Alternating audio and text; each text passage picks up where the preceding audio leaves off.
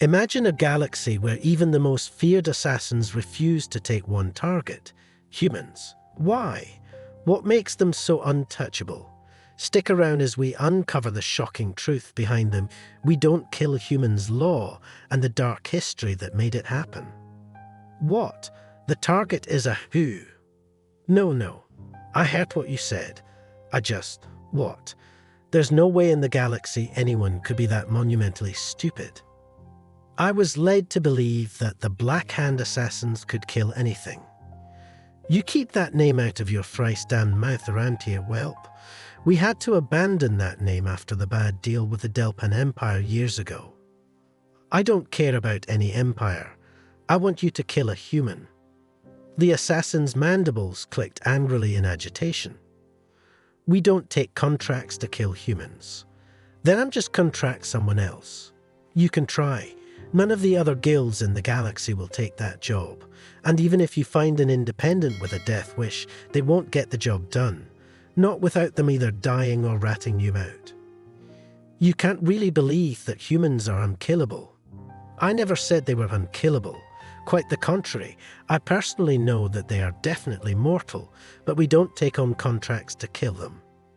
Why in all the hell not? Because the only way to kill a human and live long enough to enjoy the money for the job is to drop a neutron bomb on them from orbit, just to be safe. Then, you grab the fastest ship you can and book it before the rest of the humans find out what you did. After that, I suggest finding a way to another galaxy and staying there for the rest of your miserable life. You're having me on. Tell me, does the planet you come from have compulsory education? What does that have to do with anything? Indulge me. Yes, 10 years of basically teaching our young how to be as obedient as a Rastian drone. Sounds about right for any government-run public education. You learn any history lessons there? Some. They must not teach galactic history then. Sit, buy a round, and I'll tell you why no assassin worth their blade will take on a contract to kill a human. The drinks were ordered, and the old assassin took a long drag on his before he turned to his new drinking companion. You remember I mentioned the Delpan Empire? Yes, what of it? Do you know what happened to them? Their empire broke after they poured too many resources into trying to tame a Deathworld. That Deathworld is the human cradle world, and the planet didn't break the Delpan. The humans did. How? The assassin took another long drag of his beer. The Delpan Empire used to rule this half of the galaxy. Hundreds of species and civilizations were held in thrall or crushed into dust. Serve ordi? That was the Delpan way. The council that presided over what wasn't Delpan territory back then could do little to stop the ever-churning war machine that drove Delpan expansion. They would posture and debate and even beg, but nothing they did could slow the inexorable march of the Delpan. System by system, the galaxy was falling under the rule of the Emperor. Then, they happened upon a system that was called Sol by its inhabitants. The name wasn't being used for any other system, so the Delpan let them keep it. The humans resided on the third planet in the system. Poor sods. They had just started really exploring their home system when the Delpan came knocking.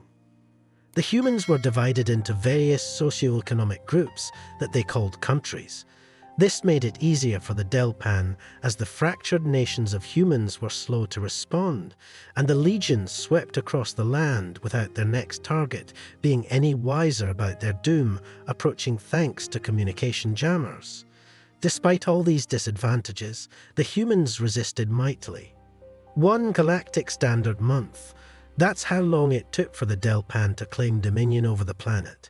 Most pre-FTL worlds fell within a week, but those humans fought like demons, especially when the remaining countries finally figured out that they were being invaded.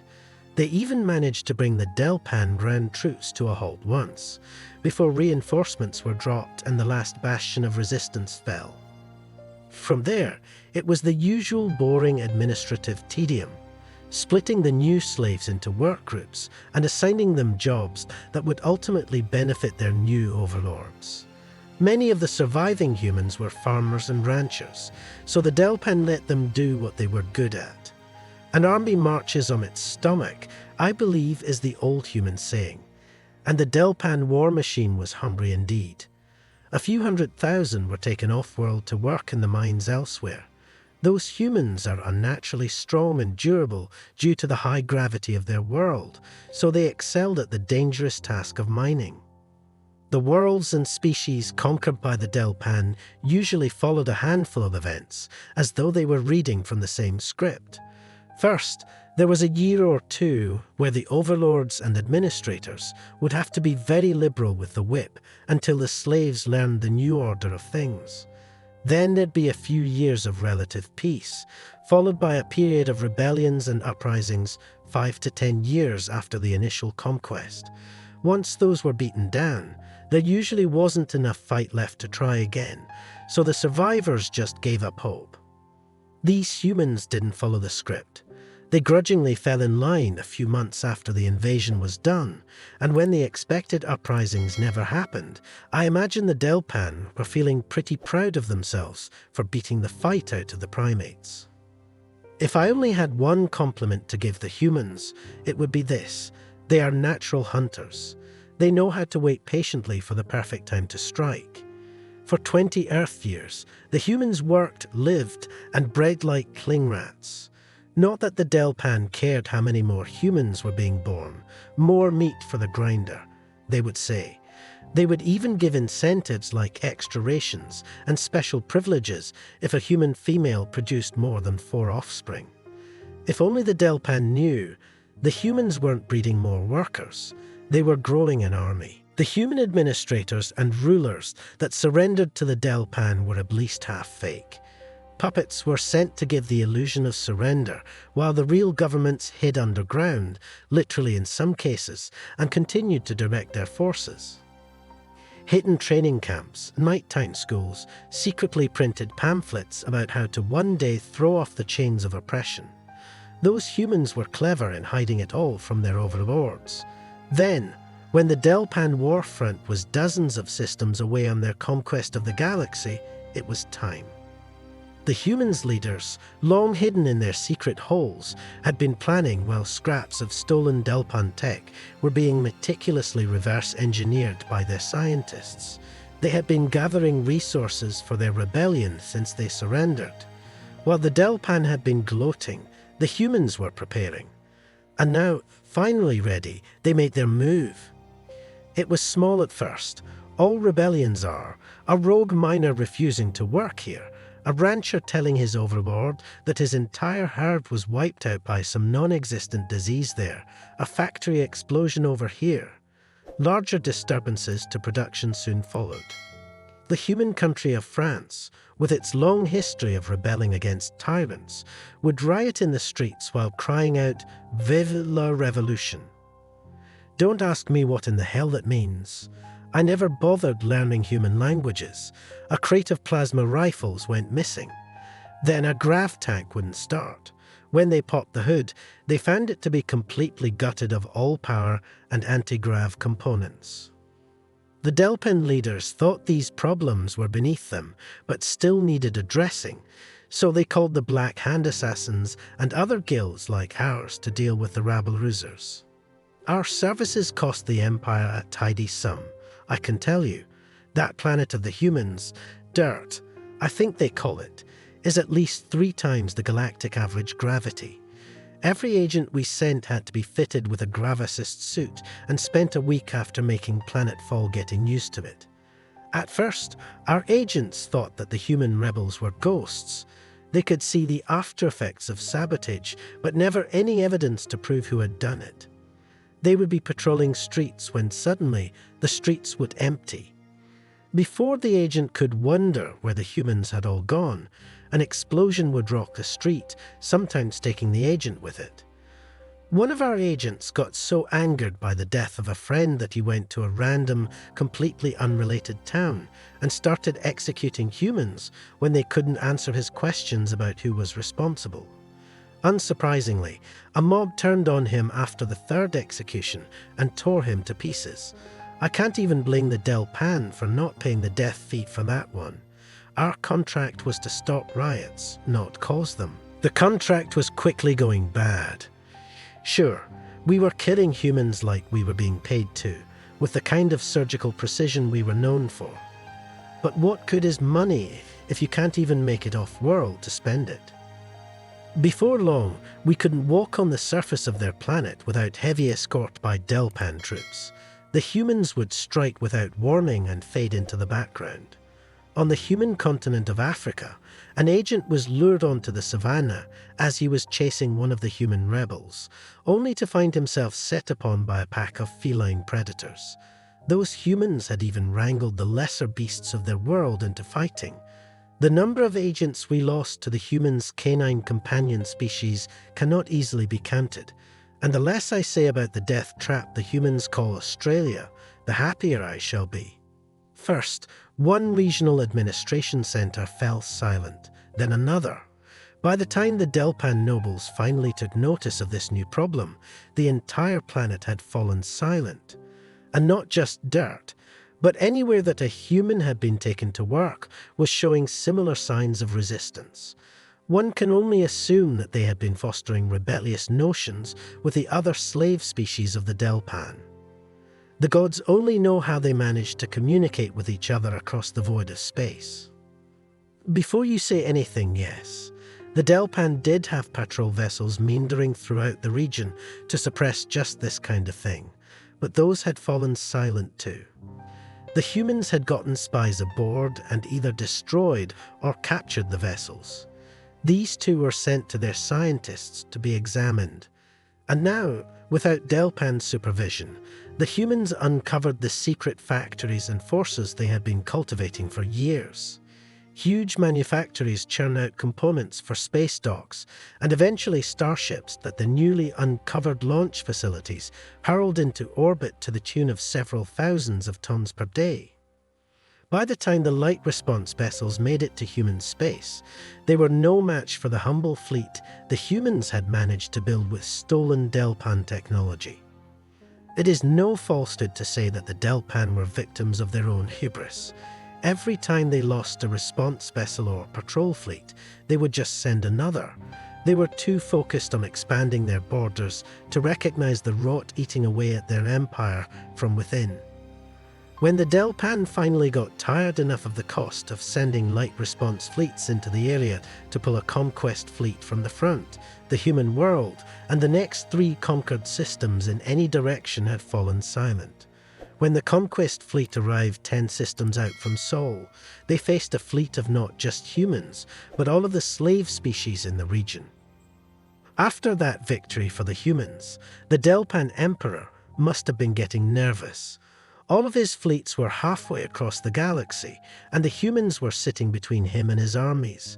An emergency call went out for all fleets to immediately recall directly to the Imperial capital, and any guilds like the Black Hand were called in to assist. By that time, we had lost almost 2/3 of our guild, so we refused the call. It ultimately saved us. The humans, after decades of clandestine operations, were well versed in ferreting out spies and saboteurs within their own ranks. 7 other assassin guilds were completely wiped out.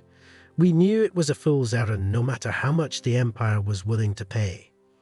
While the Delpan fleet gathered in their home system, plans were made to meticulously spread out and scour the Empire of the rebels. This ended up being the final nail in the coffin. You see, while the Delpan Empire consolidated and planned, the humans spread quickly through the now enemy-free void and went to every subservient species in the Empire, threw down the Delpan administrators controlling them, and gathered them to the cause. Everywhere the humans went, they fanned the flames of rebellion, and the galaxy burned. The ineffective Council in the part of the galaxy that had yet to be conquered by the Empire had eagerly joined with the humans in their fight.